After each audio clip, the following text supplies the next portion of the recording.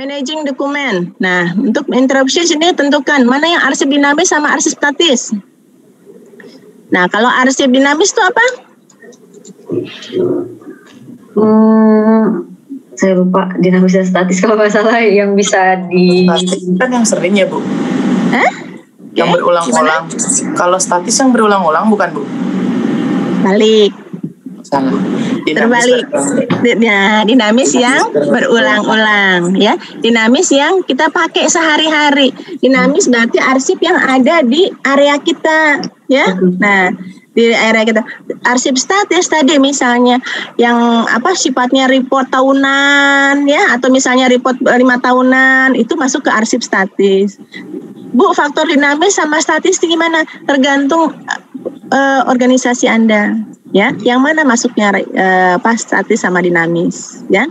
Nah, kenapa sih kalau misalnya kita perlu mengelola dokumen, kapan kita harus melakukan penjadwalan, harus dihancurkan atau enggak gitu.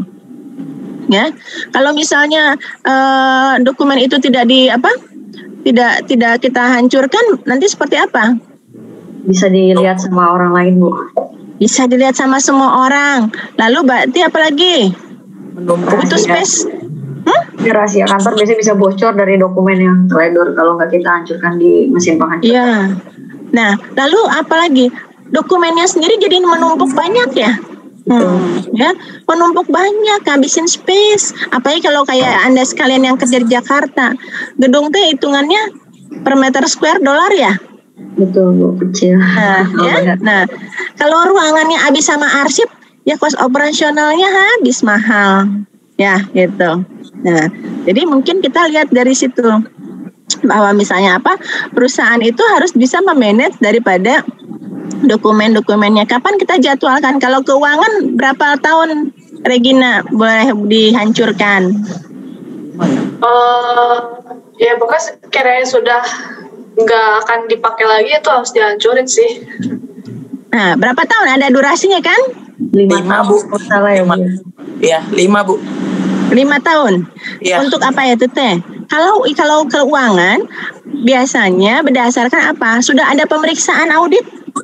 Iya. Sudah ada penentuan ketetapan, baru kita boleh hancurkan. Kalau belum ada ketetapan audit, nggak boleh kita hancurkan meskipun misalnya udah 5 tahun nih, Bu. Tapi orang audit tuh belum datang nih, maksudnya dari kantor pajak, dari apa gitu ya, belum datang juga, kita belum kebagian. Mau nggak mau kita nggak bisa hancurkan, ya gitu. Tapi kalau misalnya 5 tahun untuk periode tertentu 5 tahun, oke, kita ada, tapi kita tetap keep dulu sampai ada SK penetapan. Kalau dari pemerintah SK penetapan ya, bahwa ini sudah diaudit atau ini sudah sesuai laporan keuangannya gitu.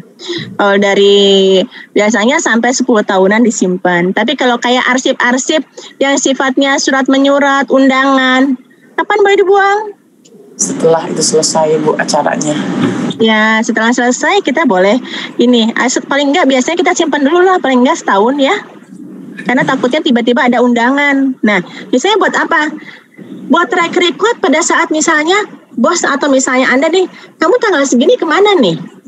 Ya, di dalam jadwal kali kan di situnya absensinya hadir, tapi kenapa katanya pada saat itu kamu nggak ada di tempat? Nah, kenapa pulangnya lebih cepat? Nah, kita kan bisa lihat tracking di data kita, ya. Oh, ternyata pada saat itu sedang ada pelatihan atau adang apa ya, jadi Anda nggak bisa hadir mengikuti rapat yang ditentukan, atau misalnya Anda keluar dari kantor gitu ya. Nah, sedikit lagi ya. Nah, ini baru kita bicara tadi managing drop in visitor. Nah, ini kalau misalnya ada kursi tambahan. Tadi saya bilang kalau misalnya sekretaris-sekretaris itu didatengin orang, sering banyak dikunjungin karena supel, dan banyak orang yang kadang-kadang cuma mau kepo. Bosnya lagi ada nggak sih gitu ya? Gitu. Bos lagi ngapain, atau misalnya lagi ada kegiatan apa, hanya buat itu, atau misalnya cemilan di meja. Kadang kalau sekretaris suka ada makanan-makanan ya. Nah, belajarlah untuk menolak secara sopan. Managing telepon, bicara seefektif mungkin, ya, itu. Kemudian Scheduling. Nah, schedulingnya menetapkan jadwal dengan tepat, komitmen atas jadwal. Jadi dalam menentukan schedule, kita harus lihat yang harus kita pentingkan adalah apa? Komitmen. Mau ngikutin atau enggak gitu ya. Udah bikin jadwal time di block time-nya, kuadran waktunya udah kita blocking time. Kuadran pertama, Anda masuk kantor jam berapa? 9. Jam 9. Oke. Berarti kalau gitu Anda cuma pakai pulangnya jam 6 harusnya Bu. Sekarang Bu. sampai jam 6. Harusnya jam 6 Bu, tapi semenjak corona jadi pulang jam 4, jam 5. Oke. Nah, misalnya kalau bicara blocking time, berarti bicaranya Anda di kuadrannya bukan kuadran satunya, nggak ada kuadran satu mah berarti preparation personal, lalu kuadran 2-nya jam 9 sampai jam 12 ya. Apa aja itu biasanya hal-hal yang satu, misalnya hal-hal yang rutin dilakukan dan tugas-tugas yang masuk ya. Nah, baru kuadran keduanya jam 1 sampai jam 3. Itu hektiknya pekerjaan. Baru yang 3 sampai ke jam pulang, berarti itu adalah pekerjaan yang dipersiapkan untuk besok ya, gitu. Nah, lalu kita menentukan prioritasnya seperti apa, yang seperti tadi, yang mana yang urgent sama yang tidak urgent. Nah, jadi tools of time management ada planner ya, kalender, to-do list, activity log, diary. Mana yang Anda bisa pakai? Semuanya bisa dipakai Bu, bisa. Tinggal pilih aja mana yang paling nyaman buat Anda. Ya, nah ini mungkin ada sedikit tip, hindari membuang waktu. Biar apa sih? Biar nggak stres ya. Jadi planningnya, lalu procrastination, perfectionist juga harus dikurangin karena tadi bisa membuat apa? Perfeksionis itu bikin orang kita makin ini kayaknya masih kurang, ini masih kurang ya. Interupsi itu harus dihindari ya. Depresi akhirnya bisa seperti itu. Lalu not saying no harus bisa ya. Tempting too much lagi, berharap sebetulnya being unorganized, jangan sampai Anda tidak organized. Lalu kemudian meetings. Nah ini kadang pimpinan ya, kadang suka gini kalau kasih kepada Bu, udah pimpinannya yang suka kayak gitu. Harusnya Bu yang dikasih trainingnya pimpinan katanya. Meeting tanpa ada agenda.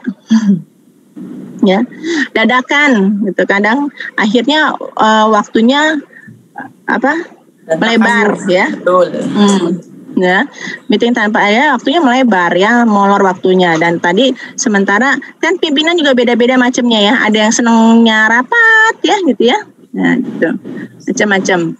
Lalu rasa takut untuk apa? Mendelegasikan. Jangan pernah takut mendelegasikan. Justru kita bisa mencerdaskan orang lain, itu satu anugerah ya.